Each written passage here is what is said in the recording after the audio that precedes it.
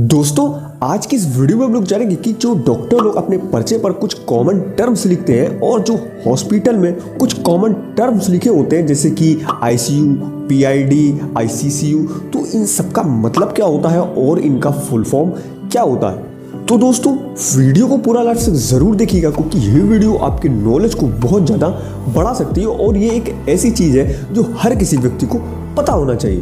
तो दोस्तों बिना किसी देरी के, बिना किसी इंट्रो के इस वीडियो को स्टार्ट करते हैं। Let's begin. तो दोस्तों सबसे पहले हम जानेंगे हॉस्पिटल से रिलेटेड फुल फॉर्म के बारे में जो हॉस्पिटल में लिखे हुए होते हैं। तो दोस्तों हॉस्पिटल में विजिट करते वक्त आपने देखा होगा किसी न किसी वार्ड में लिखा होगा आईपीडी।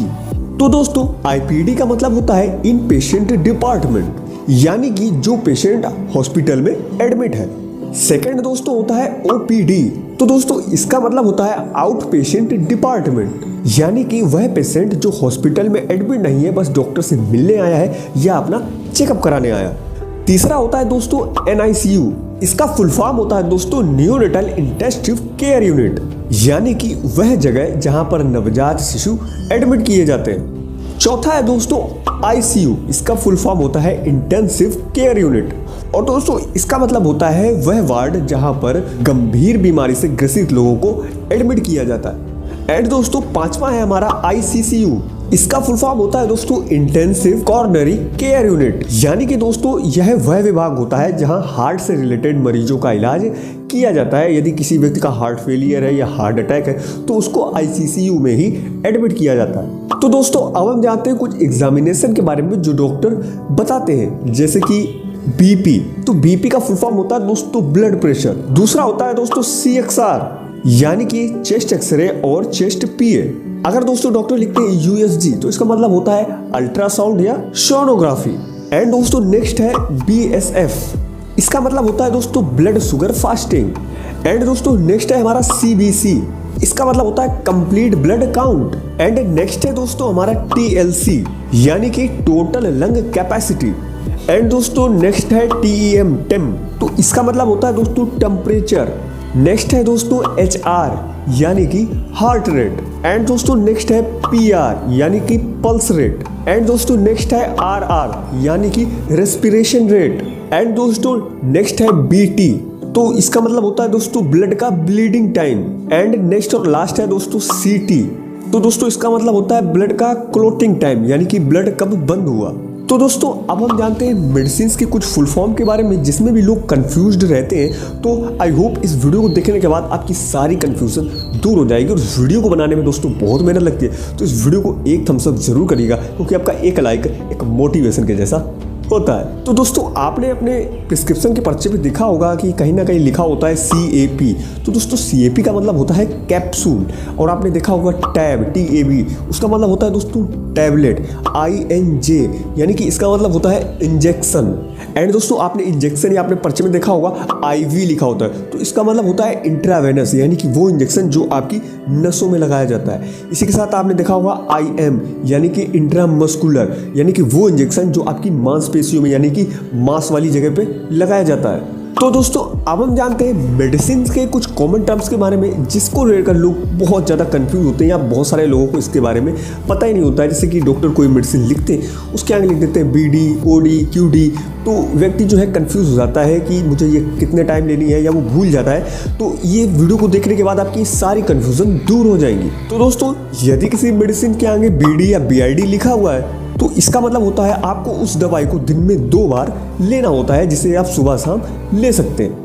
यदि दोस्तों किसी दवाई के आगे लिखा हुआ है OD तो इसका मतलब होता है आपको उस दवा को दिन में 1 बार लेना होता है। एंड दोस्तों नेक्स्ट है हमारा QD। तो QD उन दवाओं के बाद में लिखा जाता है जो दवाएं आपके लिए लॉन्ग टर्म चलने वाली है, जो आपको बहुत लंबे समय तक खानी होती है। और इसका मतलब होता है कि आपको यह एवरीडे खानी है, यानी कि रोजाना खानी है। एंड दोस्तों नेक्स्ट है हमारा TDS या TID।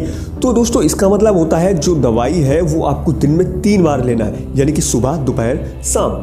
नेक्स्ट है दोस्तों QID, यानी कि किसी दवा के आगे अगर QID लिखा हुआ है तो इसका मतलब यह है कि इस दवाई को आपको दिन में 4 बार लेना है। एंड नेक्स्ट है दोस्तों HS और BT। अगर ये किसी दवा के आगे लिखा है तो यानी कि ये आपको सोने से 1 घंटे पहले खानी होती है, यानी कि डिनर के बाद खानी होती है। नेक्स्ट दोस्तों लिखा हुआ मिल सकता है आपको SOS, यानी कि दोस्तों ये तब लिखा जाता है जैसे कि कोई एनाल्जेसिक दवाई है, जैसे कि आपको कोई दर्द है तो दर्द के लिए आपको कोई दर्द का टैबलेट दिया गया, तो यानी कि जब आपको जब आपको ज़रूरत हो उस दवाई की तब आप उसका इस्तेमाल कर सकते हैं। जैसे आपने सारी दवाई ली, उसमें जीरोडॉल SP लिखा है जो कि एक दर्द निवारक दवाई है, एनाल्जेसिक है, तो उसके आगे लिख दिया SOS, यानी कि अगर आपको दर्द हो तो आप इस दवाई को ले सकते हैं, अगर दर्द नहीं तो आपको उस दवाई को लेने की कोई ज़रूरत नहीं। नेक्स्ट है दोस्तों हमारा PC का मतलब होता है कि कोई दवा है उसको आपको खाना खाने के बाद लेना होता है। नेक्स्ट है दोस्तों हमारा BBF, यानी कि वो दवाएं जिन्हें आपको सुबह खाली पेट खाना होता है, जैसे कि कोई गैस का कैप्सूल हो गया, पेंटापेनाजोल और रेमेपेनाजोल। तो दोस्तों अब हम जानते हैं प्रिस्क्रिप्शन से रिलेटेड कुछ टर्म्स के बारे में जो डॉक्टर लिखते हैं, जिसमें भी लोग काफ़ी कंफ्यूज रहते हैं। जिसमें दोस्तों पहला है हमारा DX। दोस्तों इसका मतलब होता है डायग्नोसिस, यानी कि डॉक्टर ने पेशेंट की बीमारी के लिए क्या क्या डायग्नोसिस किया है वो आपकी उस जो फाइल होती है उसमें DX करके लिख देगा कि आपका उसने क्या क्या डायग्नोसिस किया हुआ है। एंड नेक्स्ट है दोस्तों हमारा C/O। इसका मतलब होता है दोस्तों कंप्लेंट ऑफ, यानी कि पेशेंट की क्या कंप्लेंट है। जैसे आपकी जो फाइल बनेगी उसमें लिखा होगा C/O, यानी कि पेशेंट को क्या दिक्कत है। जैसे आपने बताया कि मुझे बुखार है, डायरिया है और मेरे पेट में दर्द होता है तो वगैरह, वो आपकी जो फाइल है उसमें लिखा जाएगा C/O, और आगे लिख देंगे कि आपको एब्डोमेन पेन है, आपको फीवर है, आपको डायरिया है, यानी कि पेशेंट की क्या शिकायतें होती हैं वो C/O में लिखा जाता है। नेक्स्ट है दोस्तों हमारा O/E। इसका मतलब होता है दोस्तों ऑन एग्जामिनेशन, मतलब कि दोस्तों डॉक्टर ने पेशेंट का क्या चेकअप किया, जैसे कि उसने आपका पल्स रेट नापा, आपका BP नापा, तो वो आपकी फाइल में O/E करके लिख देंगे कि आपका पल्स रेट क्या था और आपका BP क्या था।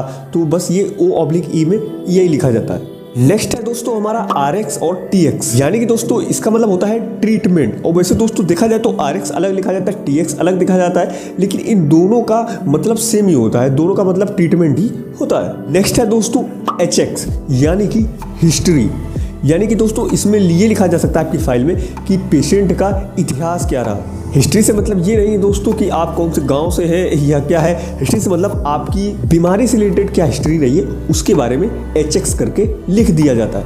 एंड दोस्तों नेक्स्ट है हमारा SX। इसका मतलब होता है दोस्तों सिम्टम्स, यानी कि दोस्तों इसमें ये लिखा जाता है कि पेशेंट को क्या क्या बीमारी के सिम्टम्स हैं वो सारे मेंशन कर दिए जाते हैं। तो दोस्तों ये थे कुछ शॉर्ट टर्म्स जो डॉक्टर लिखते हैं और लोग काफ़ी कंफ्यूज रहते हैं। आई होप ये वीडियो आपके लिए नॉलेजेबल रही होगी, और आने वाले टाइम में अगर यदि आपको डॉक्टर पर्चे या प्रिस्क्रिप्शन के पर्चे में ये सारी चीज़ें लिखते हैं तो आपको उन्हें समझने में ज़्यादा दिक्कत नहीं होगी।